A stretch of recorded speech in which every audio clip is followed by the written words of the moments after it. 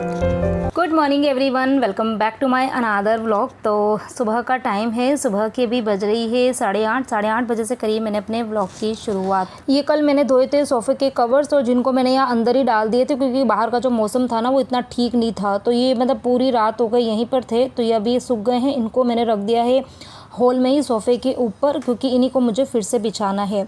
और ये वाली जो क्लिप है ये है कल शाम की। तो कल शाम को मतलब आज मुझे आज आपके साथ में मैं कुछ रेसिपी शेयर करने वाली हूँ, तो उसी की ही जो प्रिपरेशन थी वो कल से ही स्टार्ट हो गई थी। तो करीबन यहाँ पर 1 से सवा किलो दही है और इस दही को मैं निकाल रही हूँ कपड़े के अंदर। अच्छा, मैं आपके साथ में शेयर कर रही हूँ मैंगो श्रीखंड। पूरी गर्मी का सीज़न निकल गया लेकिन मैंने ये बनाया नहीं है। कब से सोच रही थी लेकिन पता नहीं बना ही नहीं पाई, लेकिन अब सोचा कि चलो गर्मी जाए उसके पहले ये वाली तो रेसिपी बना के मतलब आपके साथ में भी शेयर कर देती हूँ। और घर में मतलब बच्चों को और जैन साहब को इन सबको श्रीखंड पसंद है, मुझे तो खैर कम पसंद है लेकिन बाकी सबको अच्छा लगता है। तो यहाँ पर मैंने इसको बांध दिया है कपड़े के अंदर और कपड़ा जो है मैंने थोड़ा सा बड़ा लिया है क्योंकि इसको मुझे ना हैंग करना पड़ेगा। तो गांठ मैं इसी तरीके से लगा रही हूँ ताकि एक हैंग करने की ना जगह बन पाए। तो यहाँ पर ये देखो मैंने गांठ इस तरीके से लगा दी है। अब इसको आप चाहो तो जो सिंक का नल होता है ना वहाँ पर आप इसको लटका सकते हो क्योंकि करीबन 3 घंटे तो इसको लटका के रखना ही है ताकि इसका जितना भी एक्सेस पानी रहेगा, एक्स्ट्रा पानी, वो सारा निकल जाना चाहिए। लेकिन होता क्या, सिंक में डालते हैं ना मतलब लटकाते हैं तो वो सारा का सारा पानी वेस्ट जाता है। और ये पानी जो होता है ना वो काफ़ी ज़्यादा हेल्दी होता है क्योंकि ये दही के अंदर से निकला है इसके लिए।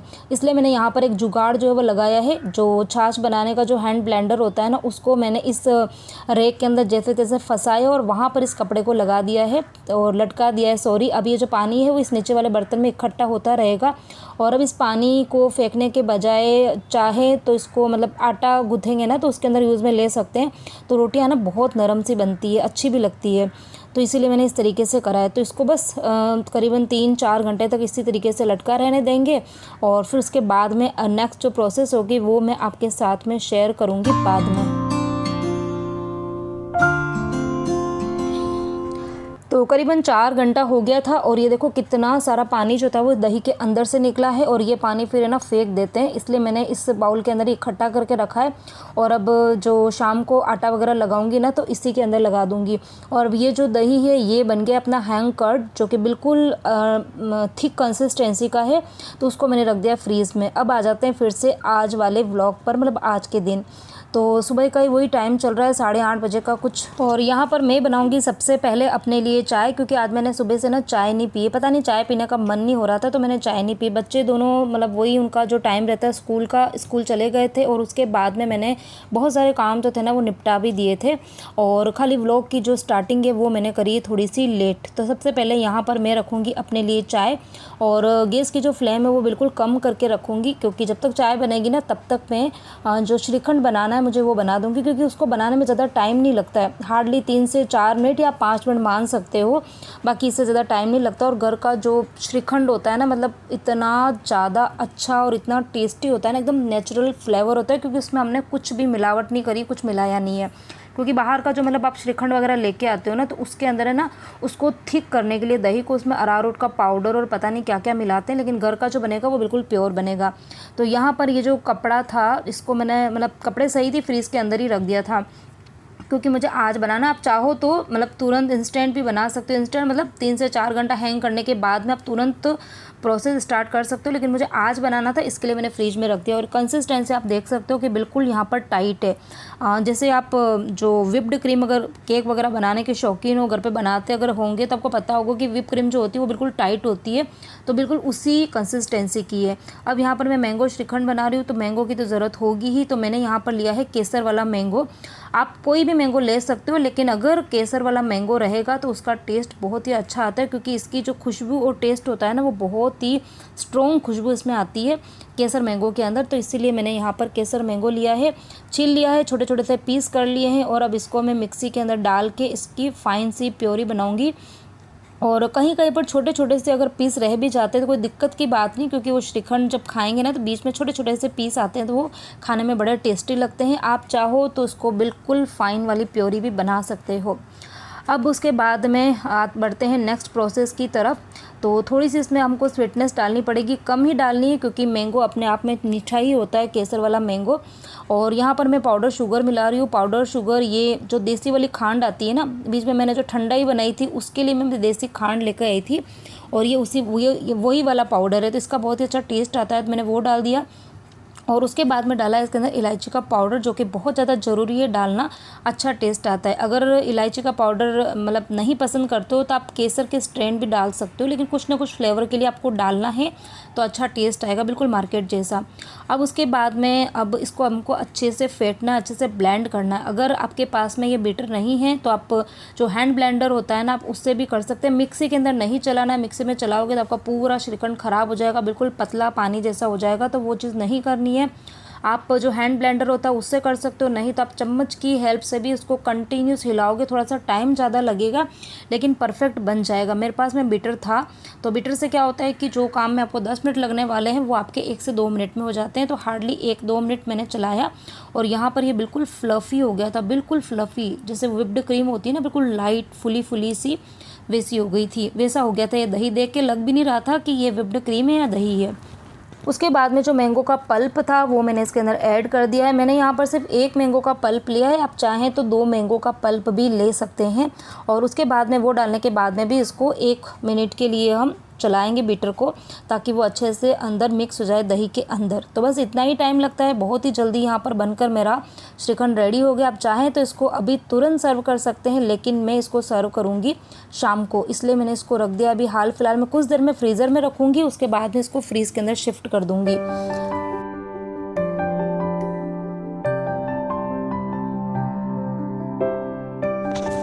और यहाँ पर मेरी चाय जो थी वो भी बनकर हो गई है रेडी। तभी मैं आराम से पहले बैठकर पीऊँगी चाय और फिर आपसे मिलूँगी कुछ देर में। तो यहाँ पर मैं चाय वाय पी के और आ गई थी फिर से किचन के अंदर। और ये जो बीटर था इसको मैंने वॉश कर रखा था, मतलब तुरंत ही वॉश कर दिया था। अब ये सूख गया है तो इसको हाथों हाथ ही अच्छे से पहुँचा के अच्छे से ड्राई करके इसको रख दूँगी बॉक्स के अंदर। तो किचन के ये जो गैजेट्स होते हैं ना, वो कितने ज़्यादा ज़रूरी होते हैं, ये हम हाउस वाइफ से ज़्यादा कोई नहीं समझ सकता है। लेकिन ये भी है कि चीज़ें सिर्फ ख़रीदने से मतलब नहीं है, ख़रीदने के बाद में उसकी केयर भी उतनी ही ज़्यादा करनी पड़ती है। जितनी आप उसकी अच्छे से केयर करके रखोगे ना, ये लंबे टाइम तक आपके अच्छे से चलेंगे, इसमें ना कोई रिपेयर की ज़रूरत पड़ती है और ना ही ये ख़राब होंगे।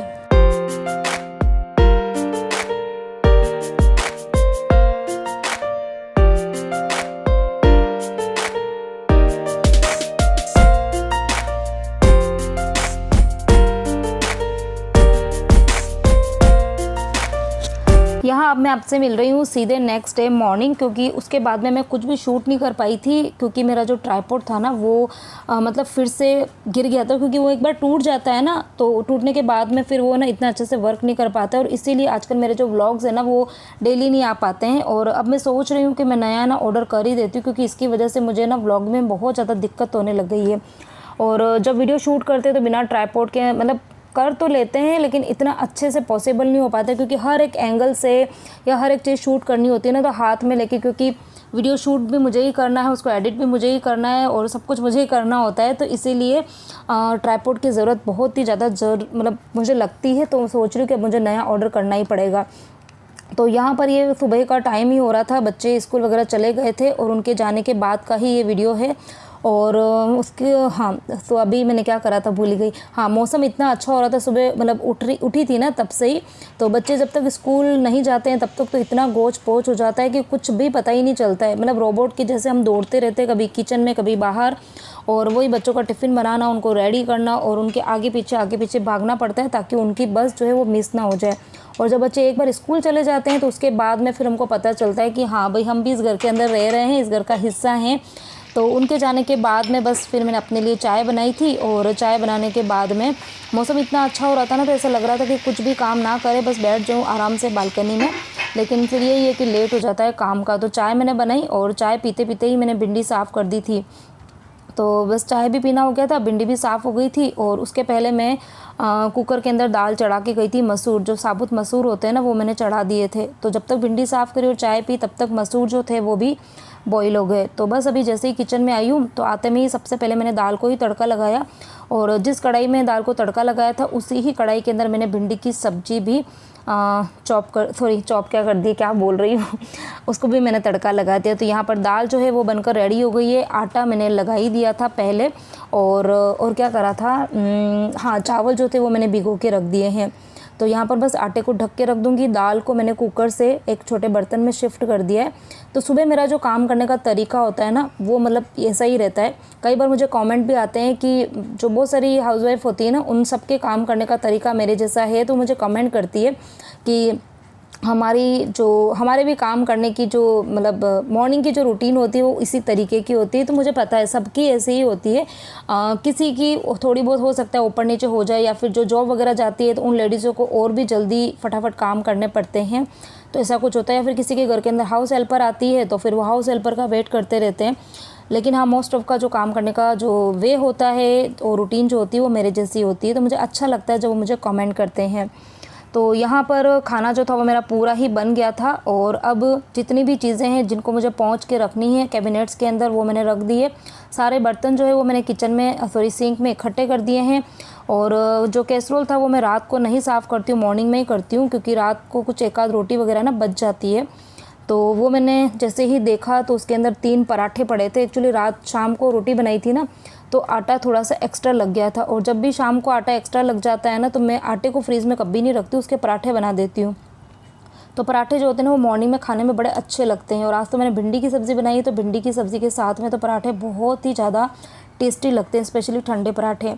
अब ये जो श्रीखंड जो मैंने बनाया था कल शाम को, तो बहुत ही अच्छे से वो सेट हो गया है। और अब मैं इसकी कर रही हूँ अच्छे से प्लेटिंग। हाँ, तो वैसे तो ना इसको बाउल वगैरह में सर्व करो तो अच्छा लगता है, लेकिन मेरे पास में ना ये आइसक्रीम की डब्बियाँ पड़ी थी। जब कभी भी इस तरीके से घर पे आइसक्रीम वगैरह लेके आते हैं ना, तो ये जो डब्बियाँ होती है तो कुछ डब्बियाँ मैं संभाल के रखती हूँ। तो घर पर अगर आइसक्रीम बनाई है या श्रीखंड बनाया, कुछ भी बनाया ना बनाती हूँ ना, तो इसी के अंदर मैं सर्व करती हूँ। तो देखने में ऐसा लगता है जैसे कोई बाहर की चीज़ हम खा रहे हैं, या बिल्कुल वैसा ही टेस्ट आ रहा है। तो यहाँ पर ये देखो तीनों के अंदर मैंने भर दिया है, तीनों के लिए, परी, विहान और उसके पापा के लिए। और इसको मैं रख दूँगी फिर से कुछ देर के लिए फ्रिज के अंदर, ताकि अच्छे से और भी सेट हो जाए। और बस यहाँ पर खाना मेरा पूरा बन गया था। अब मैं बना रही हूँ रोटी, क्योंकि जेंट्स साहब को जाना है शॉप पर और वो खाना खा के ही जाते हैं। और मुझे भी खैर सही लगता है, एक बार मतलब मुझे ऐसा लगता है कि घर में जेंट्स जो है वो टाइम से खाना वाना खा के और चले जाते हैं अपने काम पर ना, तो उसके बाद में हम लेडीज़ को काम का पता चलता है। और इसीलिए जब हॉलीडे का दिन होता है ना, छुट्टी वाला दिन, जब घर में बच्चे और हस्बैंड घर पे ही रहते हैं, तो हमारे काम जो होते हैं ना वो पूरे दिन में निपटते नहीं है। उसका रीज़न ये होता है क्योंकि घर पे सब लोग होते हैं।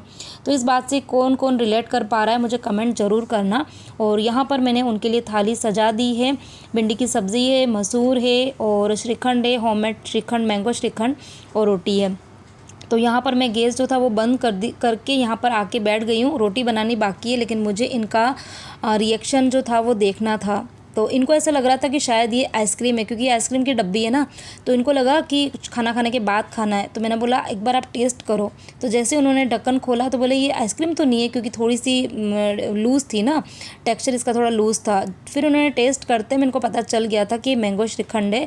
तो उनको बहुत पसंद आया, बहुत ही अच्छा लगा। तो घर की चीज़ होती है, प्योर होती है, और एकदम नेचुरल उसका टेस्ट होता है, तो अच्छा ही लगता है। तो यहाँ पर जैन साहब खाना खा के चले गए थे शॉप पर, और अब मैं लग गई हूँ अपने बाकी के कामों में।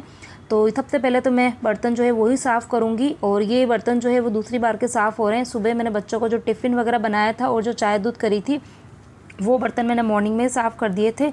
और यहाँ पर अभी बस जो जैन साहब ने खाना खाया था और जो खाने की प्रिपरेशन हुई थी, वो सारे बर्तन हैं।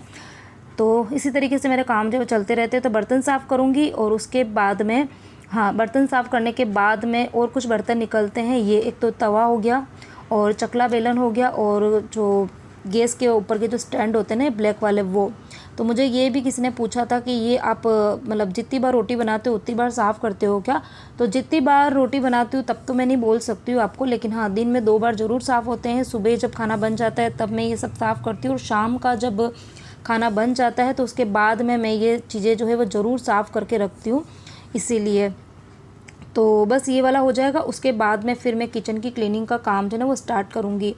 अब बात करते हैं किचन की क्लीनिंग की। तो उसके ऊपर भी मेरे पास में मतलब कुछ ना कुछ क्वेश्चन जो आते रहते। जो मेरे पुराने व्यूअर्स हैं ना, सब्सक्राइबर है, तो उन्हें तो खैर पता ही होगा कि मैं किस तरीके से किचन की क्लीनिंग करती हूँ। लेकिन जो नए नए लोग जुड़ते हैं ना, तो उन्हें नहीं पता रहता। तो मुझे पूछते हैं कि आप किचन जो स्लैब होता है वो पानी डाल कर वॉश करते हो या फिर ऐसे ही मतलब पोछा वगैरह लगाते हो। तो ऐसा है कि वीक में एक बार जो है मैं अच्छे से पानी वगैरह डाल के धोती हूँ, लेकिन रोज़ ऐसा नहीं करती हूँ, क्योंकि इसका रीज़न भी मैंने बताया हुआ है कि बार बार अगर आप गैस के ऊपर पानी डाल के धोते हो ना, तो वो गैस ख़राब हो जाता है बहुत ही जल्दी। और ये चीज़ मुझे गैस ठीक करने के लिए जो भैया आए थे रिपेयर करने के लिए, उन्होंने मुझे बताया था।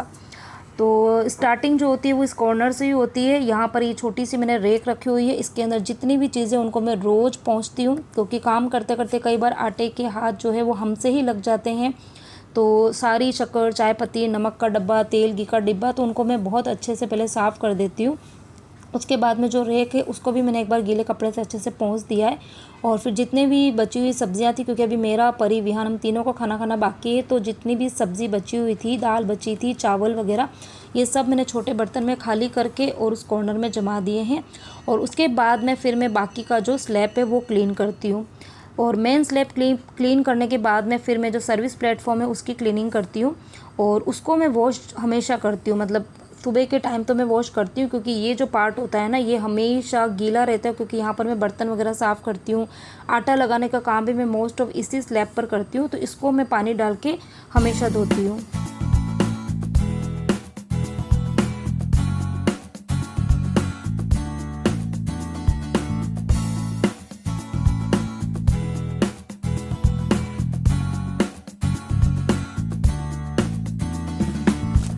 तो दोनों ही स्लैब जो है वो साफ़ करने के बाद में फिर किचन की जो सिंक है उसको भी जो लिक्विड होता है या फिर जो क्या बोलते हैं, अपने बर्तन साफ़ करने के जो साबुन वगैरह होते हैं ना, तो उससे मैं रगड़ के अच्छे से ज़रूर साफ़ करती हूँ। फिर इसके अलावा जो किचन के नैपकिन्स होते हैं, जो पोछा वगैरह होते हैं, उसको भी मैं इसी सिंक के अंदर थोड़ा सा लिक्विड डाल के हाथ से रगड़ के ही साफ़ कर देती हूँ।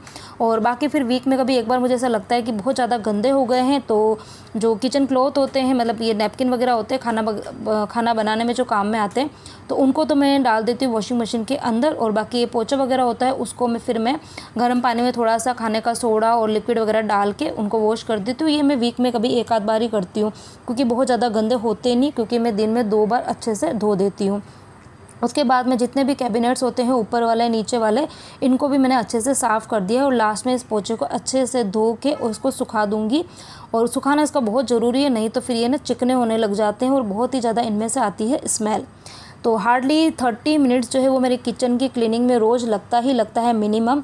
और अगर किसी कैबिनेट को मुझे खाली करके साफ़ करना है या फिर फ्रिज को अंदर से पूरा साफ़ करना है, तो फिर मुझे ज़्यादा टाइम भी लग जाता है। लेकिन 30 मिनट मेरे किचन की क्लीनिंग में रोज़ लगता है। और आधे घंटे की मेहनत में मेरा किचन देखिए अब अच्छे से कांच के जैसा चमक गया है।